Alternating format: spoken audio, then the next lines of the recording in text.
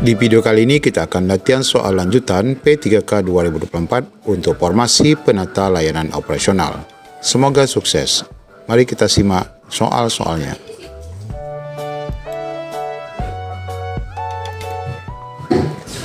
Soal pertama, dalam pengelolaan arsip di tempat kerja, langkah pertama yang harus dilakukan oleh penata layanan operasional adalah A.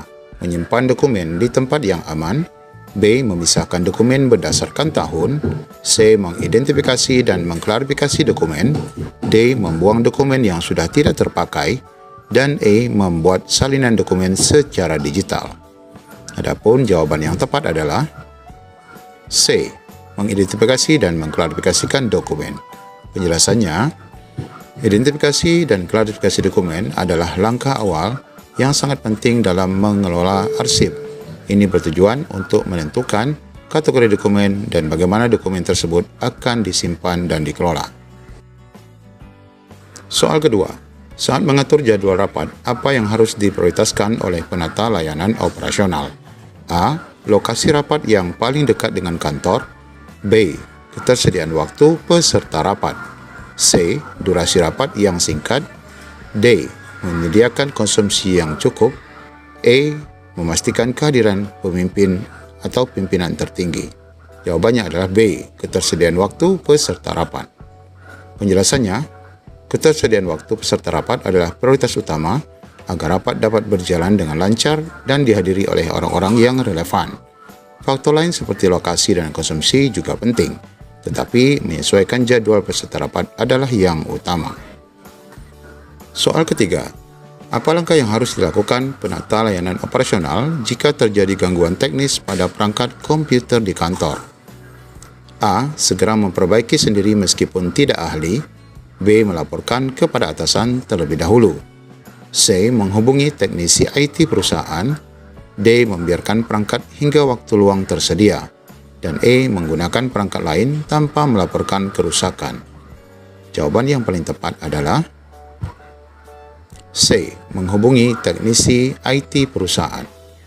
Penjelasan, ketika terjadi gangguan teknis pada perangkat komputer, langkah yang tepat adalah menghubungi teknisi IT yang berkompeten agar perbaikan dapat dilakukan dengan benar dan perangkat kembali berfungsi dengan optimal.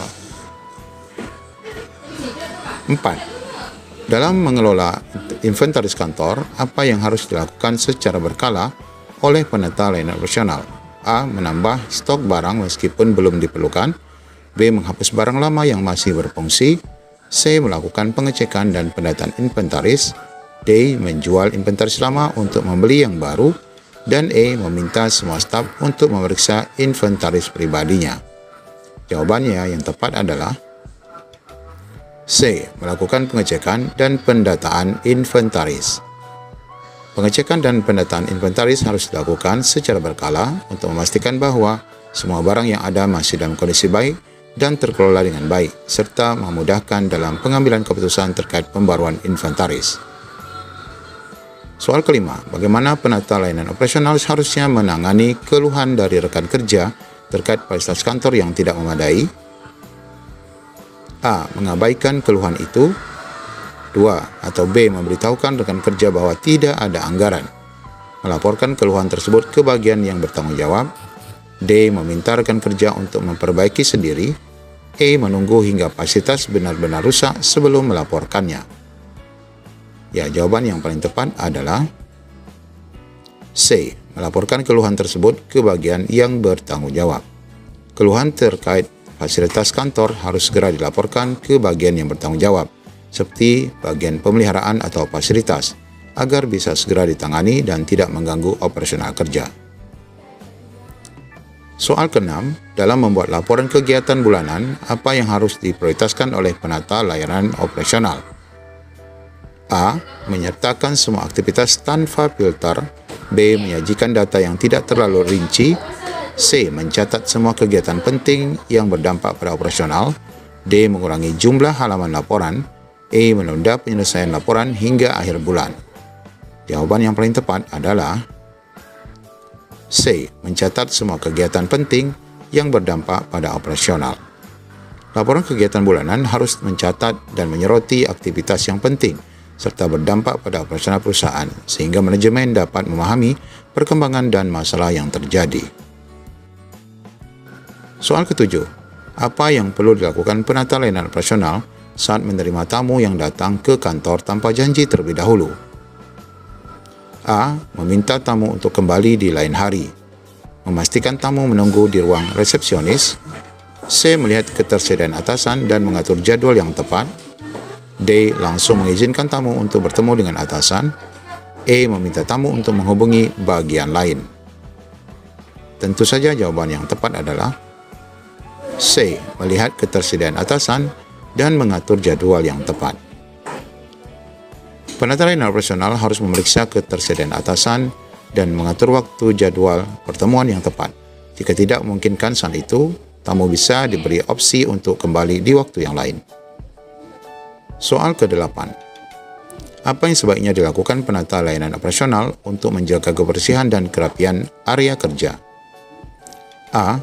Mengandalkan petugas kebersihan setiap waktu. Menunggu hingga atasan memberi instruksi. C. Mengingatkan semua staf untuk menjaga kebersihan pribadi dan area kerja. D. Hanya membersihkan area kerja pribadi saja. Dan E. Menyuruh staf lain untuk membersihkan ruangan bersama. Tentu saja jawaban yang tepat adalah C. Mengingatkan semua staf untuk menjaga kebersihan pribadi dan area kerja.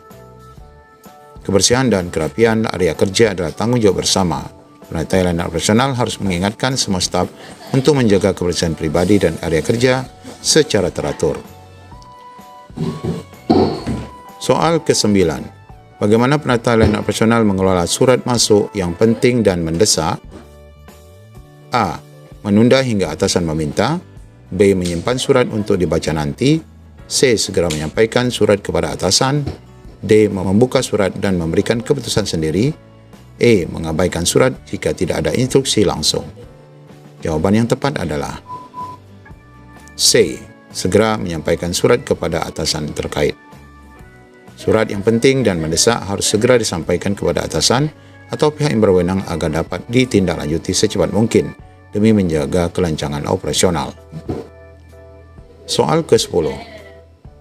Ketika memesan barang kebutuhan kantor, penata layanan operasional harus A. Memesan barang dalam jumlah besar tanpa memperhitungkan kebutuhan. Menunggu barang habis terlebih dahulu.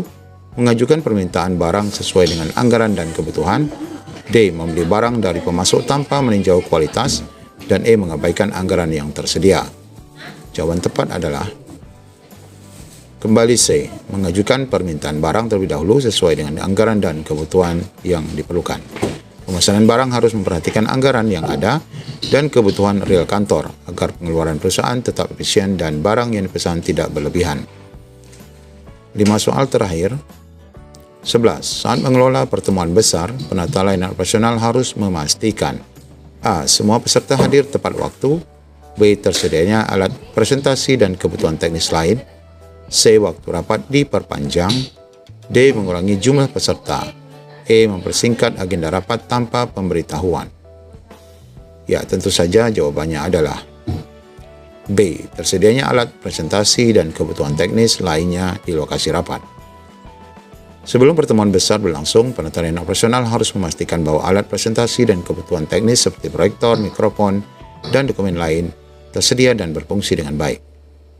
Soal ke-12. Jika terdapat keterlambatan dalam pengiriman barang kantor, apa yang harus dilakukan oleh penata layanan operasional? A. Menunggu tanpa menindaklanjuti. B. Segera memesan barang dari pemasok lain. C. Menghubungi pemasok dan menanyakan alasan keterlambatan. D. Membatalkan pesanan tanpa memberitahu. Dan E. Membeli barang dari sumber tidak resmi.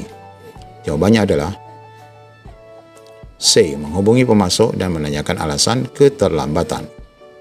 Penata layanan operasional harus proaktif dalam menangani keterlambatan pengiriman dengan menghubungi pemasok untuk mengetahui alasan keterlambatan dan memastikan barang tiba sesuai kebutuhan. 13. Apa yang harus dilakukan PLO saat menyusun anggaran tahunan operasional kantor? A. Menggunakan anggaran tahun sebelumnya tanpa perubahan. B. Mengurangi semua anggaran tanpa alasan. C. Menyesuaikan anggaran berdasarkan kebutuhan dan perencanaan tahun depan. D. Meminta tambahan anggaran tanpa tinjauan. dan E. mengabaikan kebutuhan kecil yang tidak mendesak.